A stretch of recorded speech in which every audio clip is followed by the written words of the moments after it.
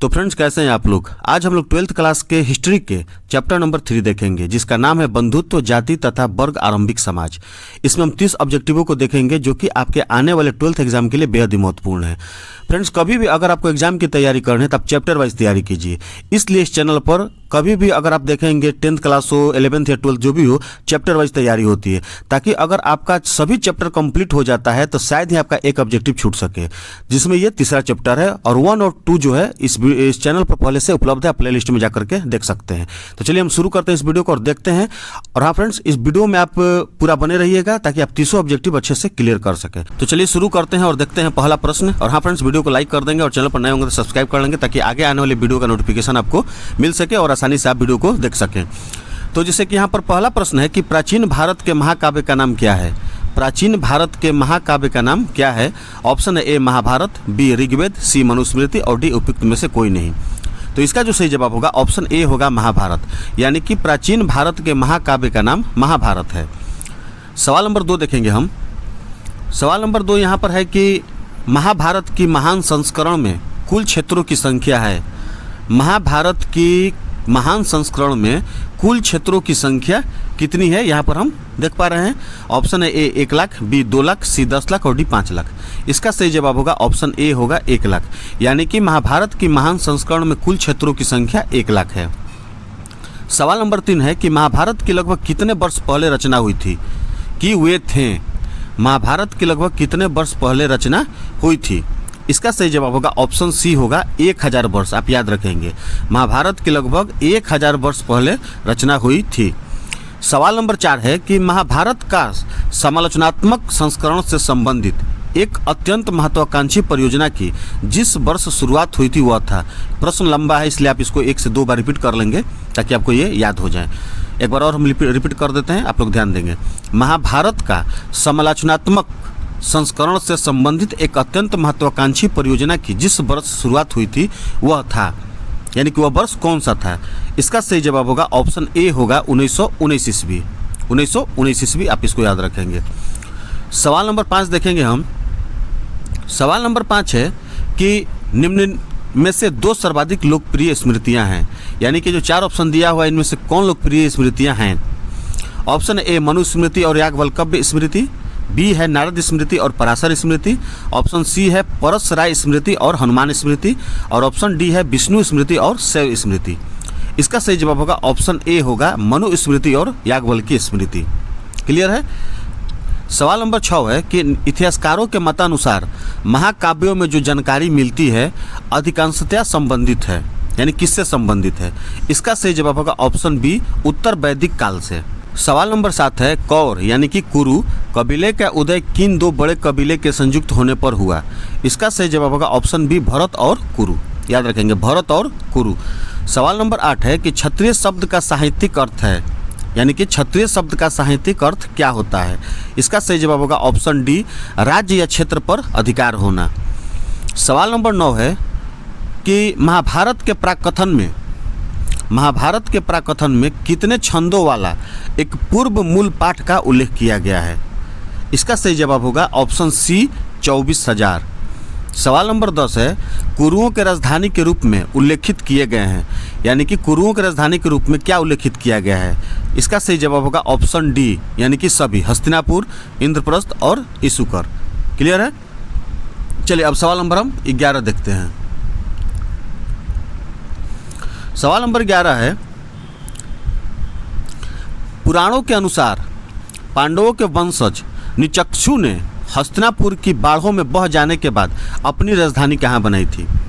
सवाल को ध्यान से पढ़ेंगे तो आपका जवाब जो है आपका अपने आप क्लियर हो जाएगा, इसलिए सवाल पर भी आपको दिमाग लगाना जरूरी है। सवाल नंबर 11 है कि पुराणों के अनुसार पांडवों के वंशज निचक्षु ने हस्तिनापुर की बाढ़ों में बह जाने के बाद अपनी राजधानी कहाँ बनाई थी। इसका सही जवाब होगा ऑप्शन सी कौशाम्बी में। सवाल नंबर 12 है महाभारत और पुराण में मथुरा के शासक वंशज को कहा गया है, यानी कि मथुरा के शासक वंशज को क्या कहा गया है महाभारत और पुराण में। इसका सही जवाब होगा ऑप्शन सी यदु। सवाल नंबर 13 है निम्न में से कौन सा नगर पांडवों द्वारा बनाया गया माना जाता है। अब तो महाभारत हमको लग रहा है कि जो भी 12th क्लास में बच्चे सभी लोग महाभारत देखे होंगे, तो ये प्रश्न पढ़ने से आप लोग को अंदाज़ा लग गया होगा कि कौन सा नगर पांडवों द्वारा बनाया गया माना जाता है या बनाया गया था? तो इसका जो सही जवाब होगा ऑप्शन बी होगा इंद्रप्रस्थ। सवाल नंबर 14 है कि महाभारत विश्व का सबसे लंबा महाकाव्य है, इसमें कुल कितने पर्व हैं? महाभारत विश्व का सबसे लंबा महाकाव्य है, इसमें कुल कितने पर्व हैं? ये VVIP प्रश्न है, आप इसको ध्यान देंगे। इसका सही जवाब होगा ऑप्शन बी 18 पर्व। सवाल नंबर 15 है कि पांडु की पत्नी का नाम क्या था? पांडु की पत्नी का नाम क्या था? इसका सही जवाब होगा ऑप्शन ए कुंती। सवाल नंबर 16 है B.S. सुमथाकर एक प्रसिद्ध विद्वान थे। B.S. सुमथाकर एक प्रसिद्ध विद्वान थे, इसका सही जवाब होगा ऑप्शन डी संस्कृत के। क्लियर है? चलिए अब हम देखेंगे सवाल नंबर 17। सवाल नंबर 17 है कि संस्कृत ग्रंथों में कुल शब्द का प्रयोग होता है, यानी किसके लिए होता है? इसका सही जवाब होगा ऑप्शन ए परिवार के लिए। सवाल नंबर 18 है स्मृतियों का संबंध है, यानी कि स्मृतियों का संबंध किससे है? इसका सही जवाब होगा ऑप्शन ए हिंदू धार्मिक साहित्य से। अब हम सवाल नंबर 19 देखेंगे। सवाल नंबर 19 है कि महाभारत के रचनाकार कौन थे? ये भी आप लोगों को पता होना चाहिए। महाभारत के रचनाकार कौन थे? ये भी VVI प्रश्न है 12th एग्जाम के लिए। महाभारत के रचनाकार जो थे वो थे महर्षि वेदव्यास, ऑप्शन बी सही है। सवाल नंबर 20 है कि कौरव एवं पांडव दोनों किस वंश से संबंधित थे? कौरव एवं पांडव दोनों किस वंश से संबंधित थे? इसका सही जवाब होगा ऑप्शन ए कुरु। सवाल नंबर 21 है कि महाभारत में कुल श्लोक की संख्या क्या है? महाभारत में कुल श्लोक की संख्या क्या है? इसका सही जवाब होगा ऑप्शन बी 1,0217। क्लियर है? सवाल नंबर 22 देखेंगे। सवाल नंबर 22 है कि महाभारत में 8 प्रकार के विवाह का उल्लेख है। महाभारत में कुल जो उल्लेख है वो 8 प्रकार के विवाह का उल्लेख है। इनमें कुल कितने प्रकार का विवाह श्रेष्ठ एवं धर्म संपन्न माने जाते हैं? इसका सही जवाब होगा ऑप्शन डी 4। चलिए हम सवाल नंबर 23 देखते हैं। सवाल नंबर 23 है कि ब्राह्मणों का मुख्य कार्य क्या था? आज भी है, आप भी जानते हैं। ब्राह्मणों का मुख्य कार्य क्या था? इसका सही जवाब होगा ऑप्शन ए अध्ययन अध्यापन, यानी कि ब्राह्मणों का जो मुख्य कार्य था वो है अध्ययन और अध्यापन, ऑप्शन ए सही है।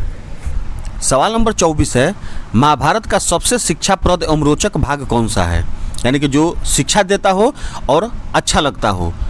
महाभारत का सबसे शिक्षाप्रद एवं रोचक भाग कौन सा है? इसका सही जवाब होगा ऑप्शन बी भगवत गीता। सवाल नंबर 25 है कि भगवत गीता महाभारत के किस वर्ष से अवतरित है? भगवत गीता महाभारत के किस पर्व से अवतरित है? इसका सही जवाब होगा ऑप्शन सी भीष्म पर्व से। चलिए अब हम देखते हैं सवाल नंबर 26। द्रोणाचार्य को किस शिष्य ने गुरु दक्षिणा में सहर्ष अपना अंगूठा काटकर दे दिया था? ये आप लोग को 100% पता है, हमें विश्वास है। सवाल नंबर 26 है कि द्रोणाचार्य को किस शिष्य ने गुरु दक्षिणा में सहर्ष यानी कि तुरंत और अपने मन से और दिल से अपना अंगूठा काटकर दे दिया था? इसका सही जवाब होगा ऑप्शन बी एकलव्य। सवाल नंबर 27 है कि चीनी यात्री फाहान लिखता है जब वे नगर अथवा बाजार आते थे तो उन्हें लकड़ी द्वारा ठक ठक करते हुए आना पड़ता था, जिससे लोग इसे देखने के दोष से बच जाएं।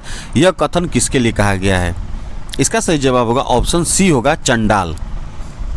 चलिए सवाल नंबर हम 28 देखते हैं। 28 क्या है? पुत्र के आगे माता का गोत्र किस वंश के लोग लगाते हैं? पुत्र के आगे माता का गोत्र किस वंश के लोग लगाते हैं? इसका सही जवाब होगा ऑप्शन बी सतवाहन, यानी कि पुत्र के आगे माता का गोत्र सतवाहन वंश के लोग लगाते थे। सवाल नंबर 29 है कि स्त्री धन का उत्तराधिकार हक किसको था? हमने 28 देखा, अब 29 में है कि स्त्री धन का उत्तराधिकार हक किसको था? इसका सही जवाब होगा ऑप्शन ए मात्र पुत्री। सवाल नंबर 30 है कि गंगा पुत्र किसे कहा जाता है? ये प्रश्न तो आप लोगों को 110% याद होगा कि गंगा पुत्र महाभारत में किसको कहा जाता था? इसका सही जवाब होगा ऑप्शन सी भीष्म को, यानी कि भीष्म को गंगा पुत्र कहा जाता था। सवाल नंबर 31। सवाल नंबर 31 है, ये 31 अब सोचे कि हम 30 प्रश्न है तो एक प्रश्न क्यों छोड़ा जाए, इसको भी हम क्लियर कर देते हैं, इसलिए 31 को भी हम क्लियर कर दे रहे हैं, आप इसको देख लेंगे। सवाल नंबर 31 है कि भगवत गीता का अंग्रेजी में अनुवाद किसने किया है? सवाल नंबर 31 है कि भगवत गीता का अंग्रेजी में अनुवाद किसने किया? इसका सही जवाब होगा ऑप्शन ए चार्ल्स विल्किन ने।